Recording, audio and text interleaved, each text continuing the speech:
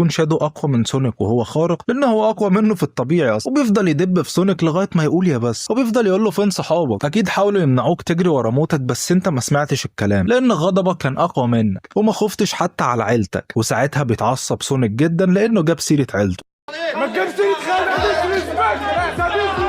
وبيقوم مديله ضربه بتطلعه لغايه القمر. لا بجد هو بيروح لغايه هناك. في السفينه بنشوف ايجمان وصل لاعلى مراتب العقوق لما بنشوفه هو بيضرب جده وبيحاول يوقف مخططه الشرير، بس هو بيكون معاه اسلحه وادوات كتير جدا وايجمان مش بيقدر عليه. وبنرجع لسونيك واللي بيكون فعلا قدر يتغلب على شادو وبيكون خلاص هيديله الضربه القاضيه، ولكنه بيفتكر كلام توم لما قال له ما تخليش غضبك ينسيك اصلك الطيب، فبيقرر انه هيسيب شادو ومش هيضربه. وبيفضل شادو يقول له انت خلاص اتغلبت عليا، تعالى خد بطارك، ولكن سونيك بيقول له هو مفيش حد بيكسب في حلقه الانتقام. وبيفضل يقول له انه كان حاسس بنفس مشاعر الغضب دي لما فقد شخص عزيز عليه، ولكن سونيك بيرد عليه وبيقول له احنا تعرضنا لنفس المواقف